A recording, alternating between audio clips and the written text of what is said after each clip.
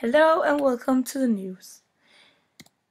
On the evening of June 17, a shooting took place in an African church downtown Charleston, South Carolina, United States. During a prayer, 9 people were killed by a gunman, including the pastor, state senator Clemente C.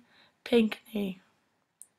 The morning after the attack, police arrested a suspect, later identified as 21-year-old Delaine Roof, in Shelby, North Carolina. Roof later confessed to committing the shooting as in hopes of igniting a race war. The United States Department of Justice investigated whether the shooting was a hate crime or an act of domestic terrorism. The church is one of the United States' oldest black churches and has long been a site of community organizations around civil rights. Delaine Roof is to be a indicted on federal hate crimes charges and has been charged with 9 counts of murder by the state of South Carolina.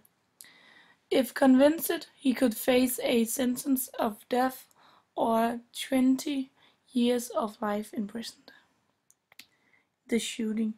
Around 9 p.m. on Wednesday, June 17, the Charleston Police Department responded to calls of a shooting at Amiel AME Church.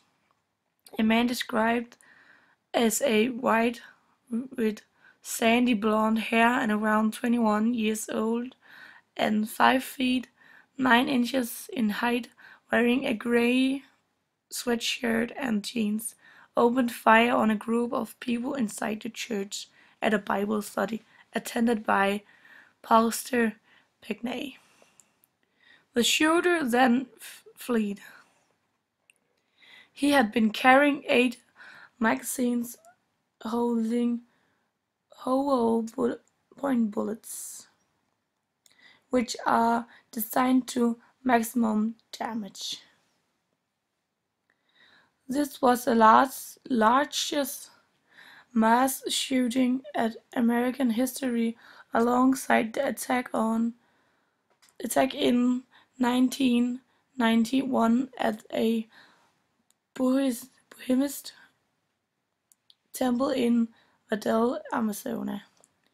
During the hour preceding the attack, 19 people, including the shooter, participated in a Bible study.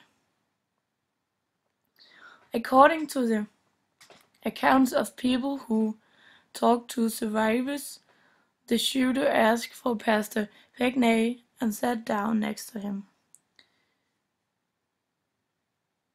Intimately listening to others during the study, he started to disagree and then began discussing scripture. Eventually, he stood up and pulled a gun from a bag. 26-year-old Tawanza Sanders tried to talk him down and ask him why he was attacking church owners. The shooter responded, "I have to do it. You rape a woman and you are taking over our country, and you have to go." Then he expressed his intention to shoot everyone. Sanders drove in front of one of the others and was shot first. Delaine Roof also reportedly said, "Y'all want something to pray about? I'll give you something to pray about." He reloaded his gun 5 times. Sanders' mother and his 5-year-old niece both attended the study, survived the shooting by pretending to be dead. Doug Scott, president of the local branch of the NAACP, said, She had heard from victims that the shooter spared one woman, Sanders' mother, so she could, according to him, tell other people what happened. He asked her, "Did I show you?" She replied, "No." Then he said, "Good, 'cause we need someone to survive, because I'm gonna shoot myself and you will be the only survivor." According to the son of one of the victims, who spoke to that survivor, the shooter turned the gun to his own head and pulled the trigger, but only to discover he was out of ammunition.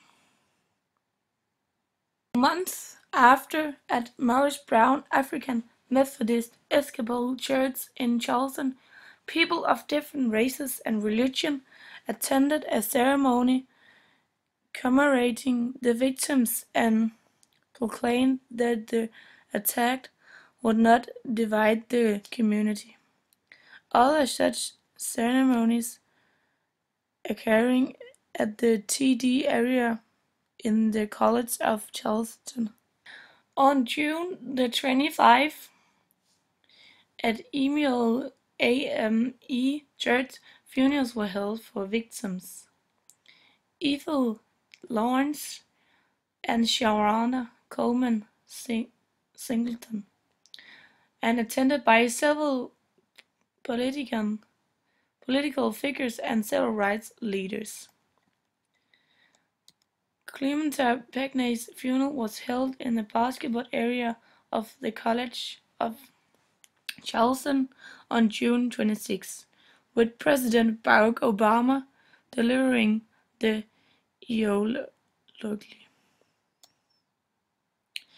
Earlier, Pinckney's body laid in state in the South Carolina State House. This was followed by the funerals of Tawana Sanders, Susie Jackson, and Catherine Graham Hood.